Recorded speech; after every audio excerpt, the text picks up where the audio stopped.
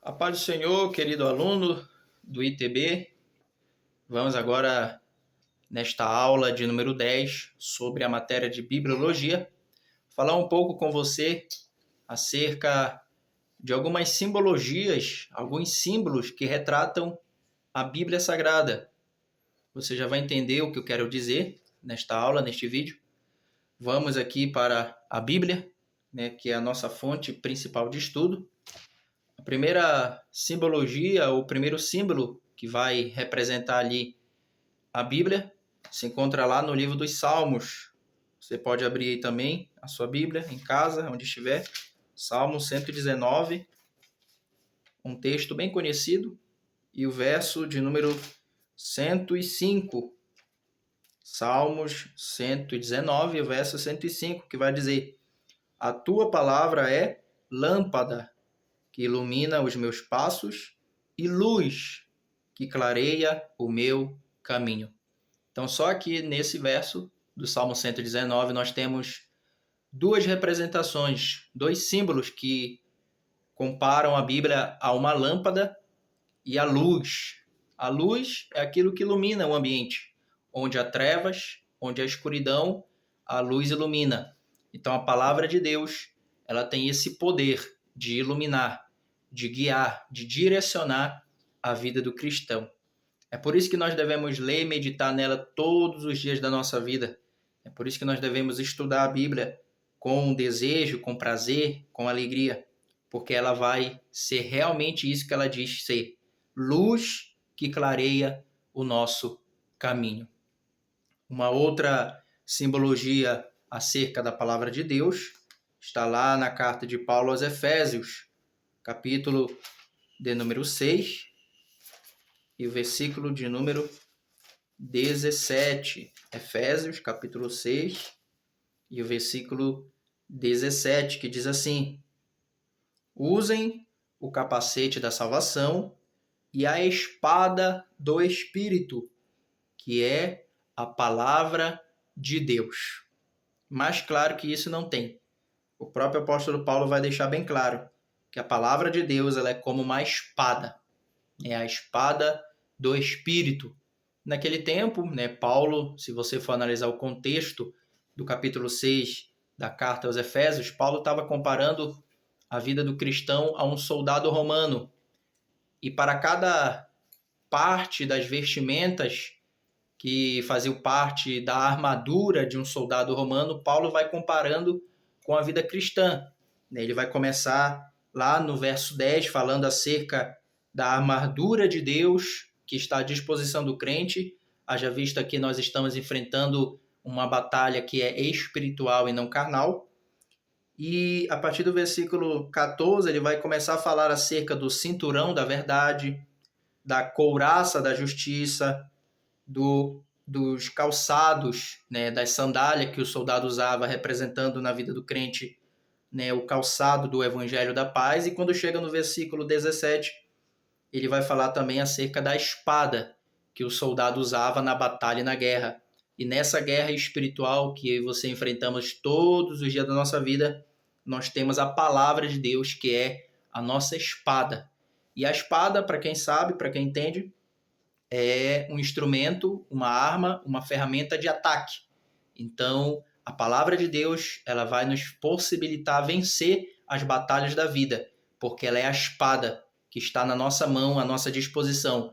Quando vier os ataques do diabo, quando vier os ataques do inimigo na sua mente, nos seus pensamentos, no seu coração, use a palavra de Deus como uma ferramenta de ataque, de contra-ataque aos ataques do inimigo, porque ela é a espada do Espírito. Aleluia! Um outro elemento também que é comparado à Bíblia, falando aqui de símbolos da Bíblia, se encontra lá na primeira carta de Pedro, primeira carta do apóstolo Pedro, capítulo de número 2. E o versículo de número 2 também, que diz assim: Como crianças recém-nascidas, desejem de coração o leite espiritual puro, para que por meio dele cresçam para a salvação. Então, quando Pedro fala aqui acerca do leite espiritual puro, ele faz uma comparação, que aquele que entregou a sua vida a Cristo é comparado a um recém-nascido. O recém-nascido precisa do leite materno para receber os nutrientes, para se desenvolver, para crescer e assim por diante. Da mesma forma, o cristão, quando se alimenta da palavra de Deus, quando medita na palavra de Deus, quando estuda as Sagradas Escrituras, ela vai ser como um leite espiritual. Então aqui a representação do leite. A palavra é como leite. Assim como o leite alimenta o recém-nascido, a palavra de Deus também é um alimento para a vida do cristão. E assim como o leite ele fortalece o recém-nascido com seus nutrientes, com as suas proteínas, que sai do leite materno para o corpo do recém-nascido, da criança, da mesma forma a palavra de Deus vai ter os nutrientes necessários para a sua vida espiritual. E o próprio texto vai dizer que esse leite espiritual, que é a palavra de Deus, ele vai servir para quê? Para que por meio dele cresçam para a salvação. Se você quer crescer espiritualmente, se você quer amadurecer espiritualmente, é meditar na palavra de Deus. Meditando na Bíblia, estudando, comendo dessa palavra, buscando o entendimento bíblico, que você vai conseguir se desenvolver a sua salvação, que você vai conseguir desenvolver a sua vida com Deus, a sua comunhão com Deus, através da palavra do Senhor, que é o nosso leite espiritual. Um outro elemento também, ainda nesse mesmo raciocínio de alimento espiritual, nós vamos ter lá no Evangelho segundo escreveu Mateus, capítulo de número 4, e o versículo de número 4, que diz assim: E Jesus respondeu, está escrito, nem só de pão viverá o homem, mas de toda palavra que procede da boca de Deus. Veja bem, o contexto aqui é acerca da tentação de Jesus no deserto.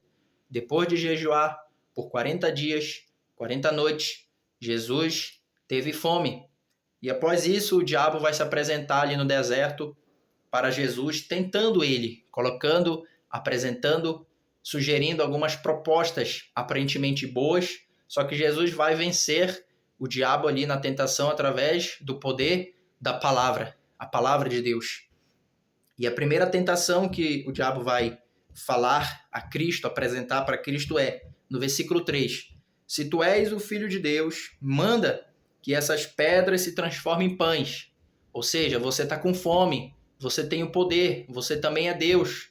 Então transforma a pedra em pão, te alimenta e sacia a tua necessidade imediata. Só que Jesus no verso 4 vai dizer, nem só de pão viverá o homem, mas de toda palavra que sai da boca de Deus. Ou seja, eu posso até ter uma necessidade agora física que vá me satisfazer, mas eu prefiro satisfazer a minha necessidade espiritual, porque a palavra de Deus, ela é o meu alimento. A palavra de Deus é o que me sustenta, é o que me fortalece, é o que guia as minhas decisões, as minhas escolhas e a minha vida com Deus. E quando Jesus ele cita, quando ele diz está escrito, nem só de pão viverá o homem, mas de toda palavra que sai da boca de Deus, Jesus está citando lá o livro de Deuteronômio, capítulo de número 8 e o versículo 3. Ou seja, Jesus está citando uma passagem do Antigo Testamento, do Pentateuco, porque essa era a Bíblia que Jesus lia. Você sabia? A Bíblia que Jesus lia era o Pentateuco, o Antigo Testamento, que ele tinha à sua disposição, porque no seu tempo ainda não havia se formado ali os 27 livros do Novo Testamento que nós temos hoje. Então Jesus ele vai citar nos evangelhos, inclusive aqui na tentação, passagens bíblicas, trechos da palavra de Deus referentes ao Pentateuco. Amém? Um outro elemento também que a Bíblia é comparada está lá no livro de Jeremias, profeta Jeremias, capítulo de número 23. Capítulo 23, você pode ver também aí na sua Bíblia. Capítulo 23 e o versículo 29, que diz assim: Não é a minha palavra como fogo, pergunta o Senhor, e como um martelo que despedaça a rocha? Então aqui nós vamos ver o próprio Deus direcionando essa pergunta ao homem. Porventura, a minha palavra, as sagradas escrituras, o livro do Senhor, não é como um fogo que queima o coração do homem? Então o primeiro elemento que nós vemos aqui em Jeremias, capítulo 23, versículo 29, é que a palavra de Deus é representada também pelo fogo, no sentido espiritual, um fogo que queima o pecado, o fogo que queima o coração do homem, que incendeia a alma do homem por desejar mais de Deus. É isso que a Bíblia faz na vida do crente, daquele que busca entender e compreender a palavra do Senhor. Ela queima no coração do homem. E existe outro elemento também aqui nesse mesmo versículo que ele diz: não é a minha palavra como fogo, pergunta o Senhor, e como martelo que despedaça a rocha? Outra figura que representa a Bíblia, o martelo, um instrumento usado pelo carpinteiro, pelo pedreiro, pelo arquiteto e assim por diante, na construção civil, para pregar o prego, né, para usar em obras, em construções. Então ele compara aqui a palavra de Deus como martelo que quebra, que despedaça, né? E a palavra de Deus ela tem realmente esse poder, assim como ela é uma espada, conforme Hebreus capítulo 4, versículo 12, que diz que ela é uma espada que penetra, né, na alma do homem, fazendo divisão entre alma e espírito, ossos e medulas. A palavra de Deus também é como um martelo, quebrando tudo aquilo que não agrada a Deus na nossa vida. A palavra de Deus é como um martelo que destrói, que despedaça tudo aquilo que não vem, né, não convém à vontade do Senhor para a nossa vida. Um outro também elemento, né, para a gente encerrar a nossa aula, que representa a palavra de Deus, está lá em Lucas, capítulo de número 8, e o versículo de número 11, que diz assim: Lucas capítulo 8, versículo 11, e este é o significado da parábola. A semente é a palavra de Deus. A gente vai ver aqui, analisando o contexto desse capítulo, que Jesus está contando ali a parábola do semeador. E ele vai falar acerca da semente, do campo, do semeador e do tipo de terra que recebe a semente. E lá na frente os discípulos vão perguntar: mestre, qual que é o significado dessa parábola? E Jesus vai começar explicando, dizendo, no verso de número 11 que a gente leu, que a semente é a palavra de Deus.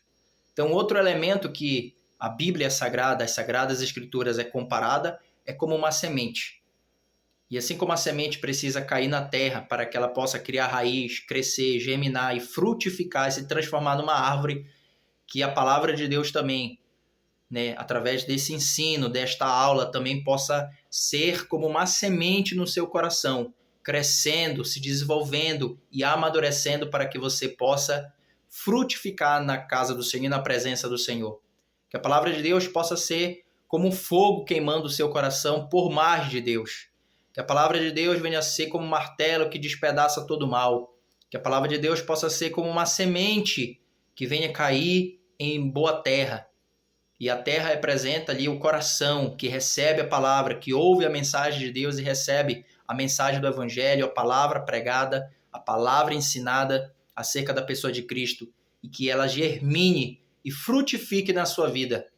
E eu creio que isso há de acontecer porque você está aqui estudando a palavra de Deus. Que Deus possa te abençoar e te espero na nossa próxima aula.